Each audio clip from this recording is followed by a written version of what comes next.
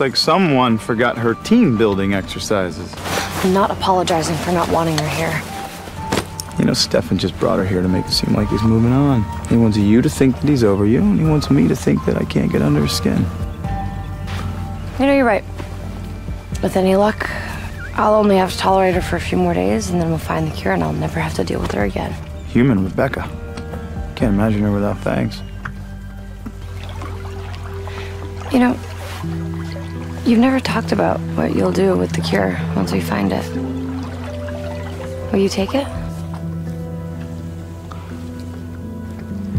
I don't like to speculate.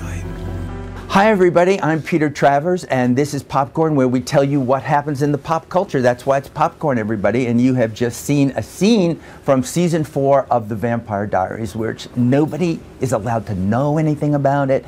Everybody is quiet. It's as if you're giving away state secrets. The Vatican doesn't have secrets like this, but I'm going to change all that because my guest today is Ian Somerhalder.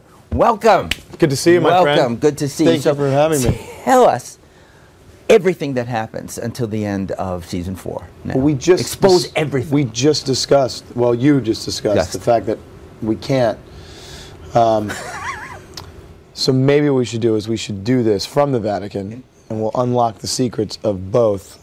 We'll both do the Vatican and the Vampire Diaries. And both start with V's. Yeah, I never kind of thought that. It's been a long time since I've done something semi-professional with you. I don't do anything professional usually. It's semi. But this is the semi. I understand that's half professional. Right. That's the way it works. But I wanted to start with Vampire Diaries because it is me. You know that I've been through Vampire Diaries from the beginning. You have. I know who Damon Salvatore is. I know what you're playing. I've been through Elijah and Klaus and Silas. I've been through you being in love with Catherine, and then Elena, and then not knowing, and then being conflicted. But what would you say to those poor benighted souls out there who have never watched it, who might want to come in right now when I say to you, Ian Somerhalder, who the hell is this Damon vampire you're playing? He turned into a vampire in 1864. He was in love with Civil a woman. War was ending. The Civil War was ending. He fell in love with this very beautiful woman who he and his brother had relations with at this, well, not at the exact same time, maybe an hour or two after. It was, and it was still creepy. But he was so in love with her. And it was that naivete of youth that allowed him to fall so deeply in love with her, and ultimately she betrayed him. And so he spent 150 years searching for her, only to find out that they don't love you. They wanted nothing to do with you. And I think that sends him on this downward spiral, but as he's going down the spiral, he's always looking up, making the best out of it. This guy really enjoys himself. You know, he's funny. He is funny. He's not as funny as he used to be. I know, but he still can get it. He can still get that remark in there. He gets really it in there. good put down. He gets it in there. He's horrible to his brother's hair. He is. He really is. He likes to play with his brother's hair. What does Paul think when you have all those put-downs of his hair? He laughs. He laughs. Paul Wesley's actually one of the funnier people I've ever met. So if you go at him with something, he comes back very quickly. And usually in a really great accent. Really? Yeah. Does he do different ones? Yeah, it's kind of what we do all day. We just make up really funny accents. See, that's what I was getting at. And what's going on down there in Atlanta? Well, because you know, you have all these dire situations. Everyone's living, you know, constantly on the precipice of death. You're sucking people's blood, and you're killing people. And you know, I always said Damon, whether Damon's saving a kitten or ripping your head off, he'll have the exact same smirk on his face. That's just how. It's just who he is. It's just who he is. It's just who he is. So you do a scene. You're staking someone. You're ripping someone's head off, and then you cut, and then we go directly into making fun of one another. And you do which face? Which is the Damon smirk face? And that smirk, that smirk, has made you the person who wins all of these awards, even when Twilight was at its peak and Rob Pattinson was supposed to be it, you would win People's Choice Awards. You were everybody's favorite vampire. He's a good dude, though. Really? By the way, we're very, very, very thankful of the success of the Twilight franchise because it ultimately gave paved the way for us. I thought you guys never went near it or never even looked at it. Near what? You kept Twilight. I've never seen it. See, there it is. I've never Liar, seen liar, it. pants on fire. No, there actually, had never to have. have been one moment. Never. that happened. I saw one scene, and not even a scene. Yeah. No, I saw a trailer. There's one where there's a car skidding or something, and Rob Pattinson blocks it or something. Mm-hmm. But I never. And you said, I can't watch any more of this. No, I just never wanted. I never wanted to judge myself. I never wanted to, or compare notes. I just figured ignorance is bliss, and I'd be the only person on the planet who's never seen it.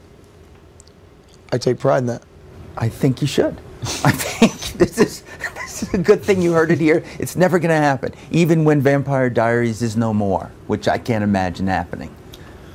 Because you never die. I mean, even when you were on Lost and you were Boone, you came back. Yeah, but I died. You died, but then you're there in the finale again, you know, and you came back. That was a phenomenal experience. I'm sure it was. That was so cool.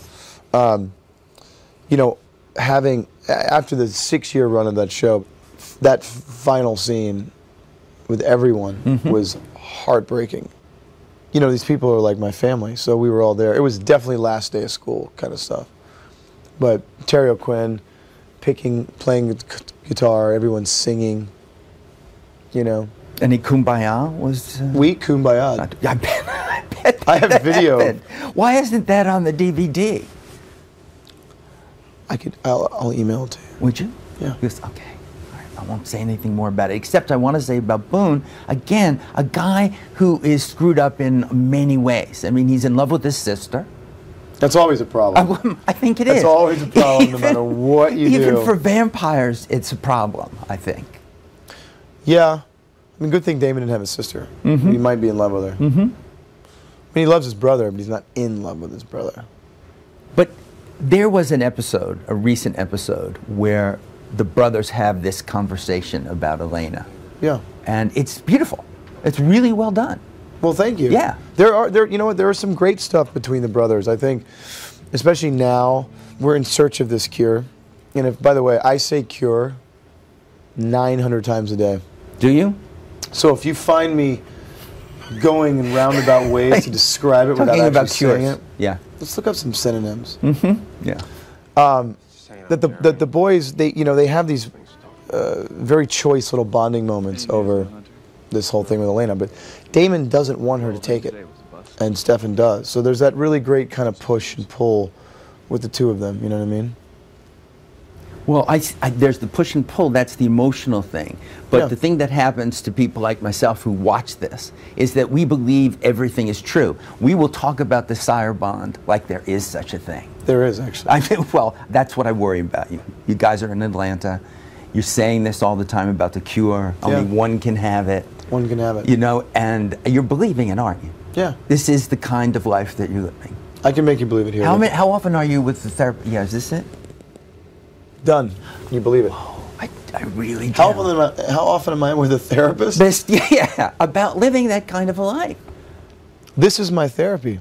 This is it, just talking it through. Yeah. And, you know, not revealing to interviewers recline? what's actually happened. No, nothing No, happens with they these don't- chairs. they don't It's- well, you can make it do almost anything you want to do. If I looked at this chair in the eyes, I could make it. You could do that. Do you love doing that scene when you just...